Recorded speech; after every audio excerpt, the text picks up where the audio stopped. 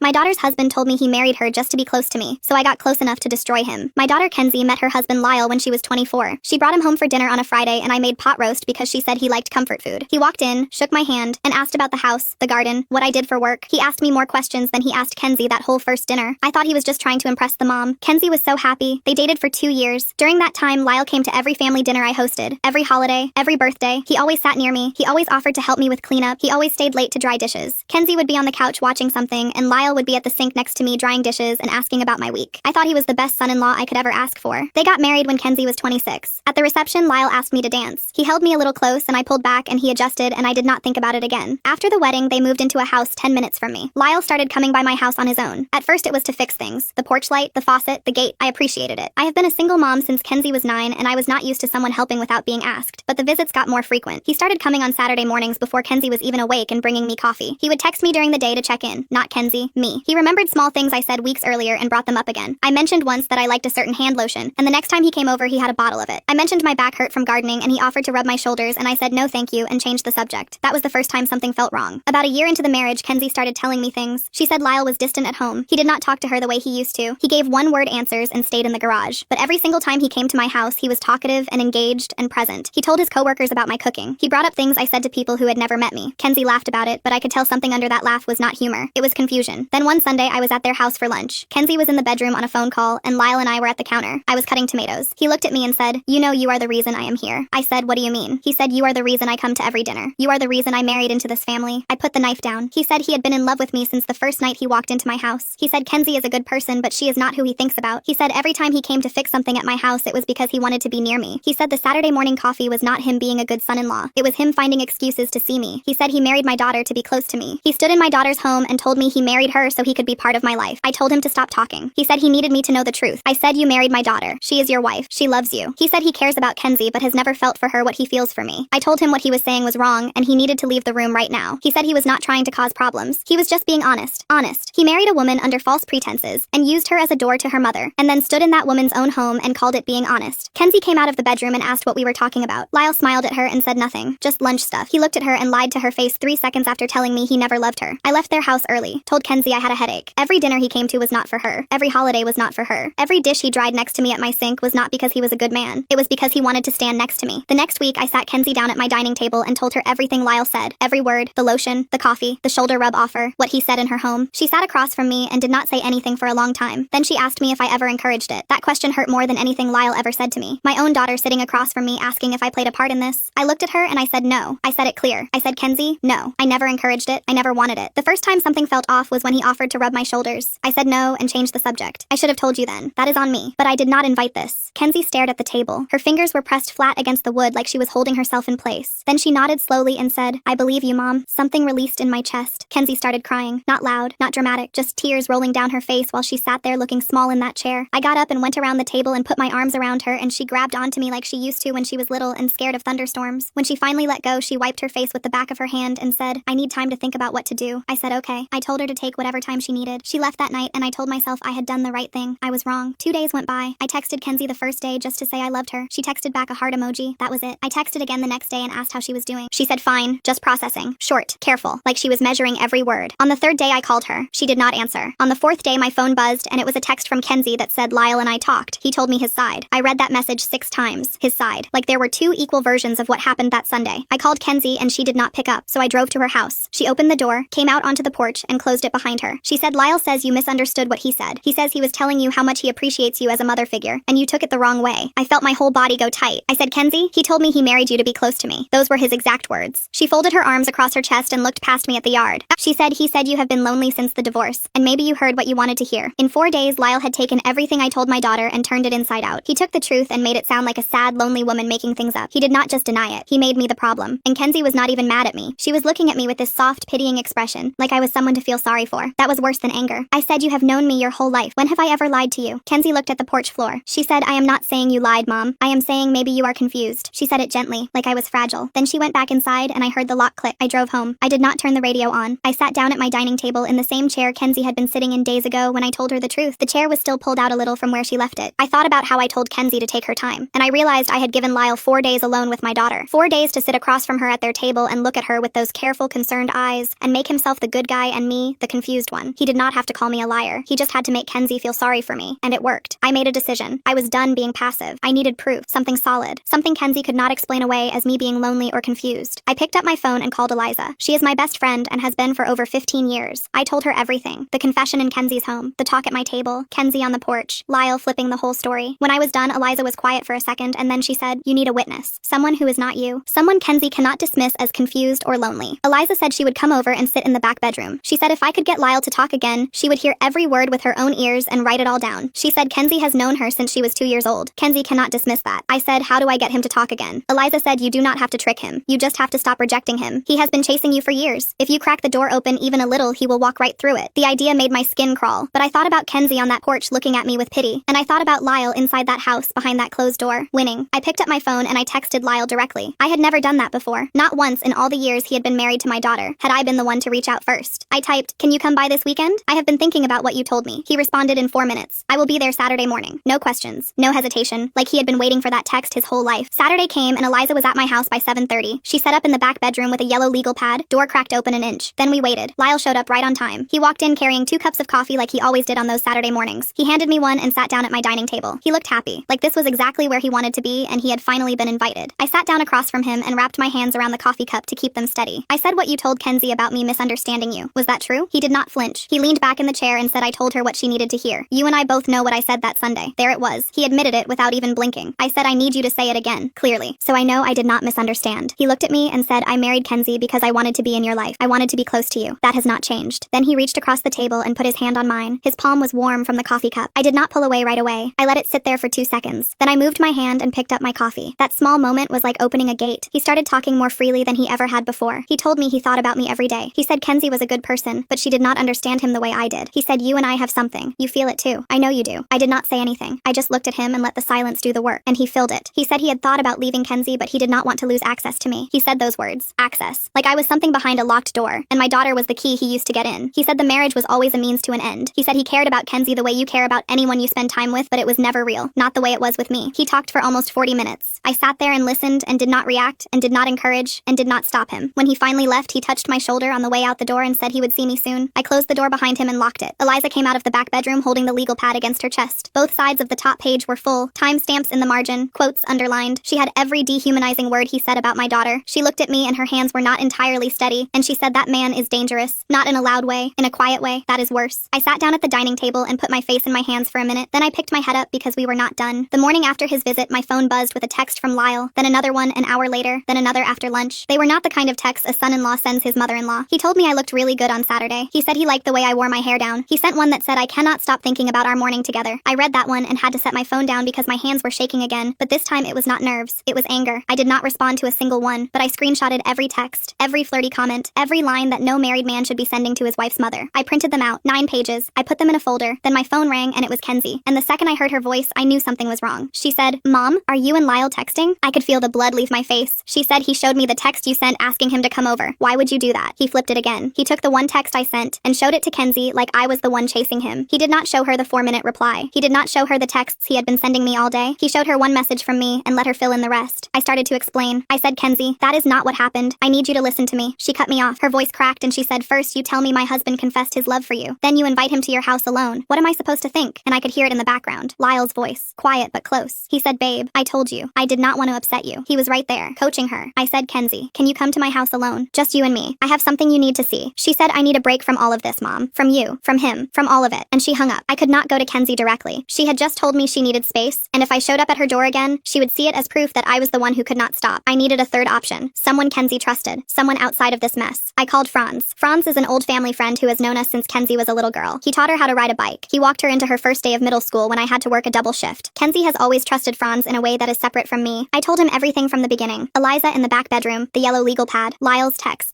I read him 3 of them over the phone. When I was done, Franz did not say anything for a long time. Then he said that boy is dangerous in a quiet way. That is worse. He said he would call Kenzie and invite her to dinner. Neutral ground. No Lyle. I said I needed to be there. Eliza too. Franz said, "Let me get her there first. If she knows you are coming, she might not show." He was right. Franz called Kenzie that same evening. He told her he had not seen her in months and missed her. He asked her to come over for dinner later that week. Kenzie said yes. She told Lyle she was going to Franz's place, and Lyle immediately said he would come along. Of course he did. But Franz called Kenzie back the next day and said, "Just you, kid. I want to catch up one-on-one." fine. Bring me some of that bread you used to make. And Kenzie agreed. The night of the dinner, I got to Franz's house early. Eliza was already there with her yellow legal pad. I had the folder of printed screenshots. We sat at the dining table and waited. My leg was bouncing the whole time. Then the front door opened and Kenzie walked into the dining room and saw me and Eliza sitting there. Her face changed in a second. Everything open and relaxed about her just closed right up like a door slamming shut. Her eyes went hard. She looked at Franz and then back at me and she said, "You set me up." Franz stepped between us before I could say a word. He put his hand up, not in a rough way, just steady, and he looked Kenzie right in the face and said, "Nobody set you up. Sit down. You are going to look at something, and you are going to hear something. After that, you can leave if you want, but you are going to look first." Kenzie sat down, but her arms were crossed tight against her chest, and her jaw was clenched so hard I could see the muscles in her face working. She would not look at me. I slid the folder across the table. I said, "These are texts your husband sent me. Every one of them is from his phone. The timestamps are at the top of each page. Read them." She did not move for a long second. Then she opened the folder. The first screenshot was the one that said, "I cannot stop thinking about our morning together. Sent at 11:17 on a Sunday morning. From Lyle. To me." Her hands started to shake. She turned the page. The next one was Lyle telling me he liked the way I wore my hair down. The next one was him asking when he could come back. The next one was him telling me I looked beautiful on Saturday. There were 9 pages. Kenzie read every one. Twice. When she got to the end of the folder, she did not look up. Her hands stayed flat on the screenshots like she was trying to keep them from floating away. Then Eliza spoke. She said, "Kenzie, I was at your mother's house on Saturday morning. I was in the back bedroom with the door open. I heard Lyle through the wall. He sat at the dining table for 40 minutes and told her he married you to be in her life. He told her the marriage was a means to an end. He told her he did not want to lose access to her. He used that word, access. I wrote it all down in real time. I have my notes here if you want them. You have known me since you were 2 years old. I rocked you to sleep at your 5th birthday party. I am telling you what I heard with my own ears." Kenzie did not move. She did not blink. She looked at the folder of texts, and then she looked at Eliza, and then she finally, slowly, looked at me. Her eyes were red and glassy, but she was holding the tears back with everything she had. She said, "He told me you were lonely. He told me you were reading into things. He told me you had a crush on him, and he felt bad for you." She swallowed hard. "I believed him over you. My own mother." I reached across the table and took her hand. I held it tight, and I said, "He is very good at what he does. That is not your fault." Kenzie squeezed my fingers, and then she asked what she was supposed to do now. Franz spoke up before I could. His voice was calm and steady. He said, "You go home. You do not tell him you saw any of this. You call the lawyer Monday morning, and you get your things in order before he knows what is coming. You do this smart, not fast." Kenzie nodded. Then she looked at me, and her chin started to shake, and she said, "I am sorry I asked if you encouraged it. I am sorry I stood on that porch and treated you like you were the problem." I squeezed her hand, and I said, "You are my daughter. There is nothing to forgive." Kenzie went home that night, and she acted normal. She did not confront Lyle. She did not flinch when he kissed her on the forehead. Monday morning, she called the lawyer Franz recommended and started the process quietly. I did not hear from Lyle for a few days. Then on Wednesday, he showed up at my house unannounced. He walked in with coffee and that same easy smile like nothing was wrong. He sat at my dining table and he said, "I have been thinking about us." I looked at him, and for the first time since this whole thing started, I did not feel afraid. I did not feel guilty. I felt clear. I said, "There is no us, Lyle. There never was." His smile faded. I said, "Kenzie has every text you sent me. 9 pages of them. Printed and dated." Eliza was in the back bedroom Saturday morning. She heard every word you said at this table. She wrote it down in real time with timestamps. Kenzie has that too. You should go home and talk to your wife while she is still willing to talk. Lyle stood up slowly. His face went completely flat, like someone pulled a plug behind his eyes, and everything warm and charming just drained right out. He said, "You set me up." I said, "No. You wrote those texts yourself." He said, "You will regret this." I looked him right back and I said, "No, I really will not." He walked out of my house and he did not close the door behind him. I got up and closed it myself, then I locked it. Kenzie filed for divorce 3 weeks later. Lyle tried to call me twice and I let it go to voicemail both times. He showed up at my house once more and I saw his car pull into the driveway and I did not answer the door. Kenzie moved back in with me while the divorce went through. The first night back, she sat at the dining table in the same chair where everything started and said, "I keep thinking about all those dinners, all those holidays. He was never there for me, not once." I sat down across from her and I said, "He was never good enough for you." I got up, pulled things out of the fridge. It was Friday.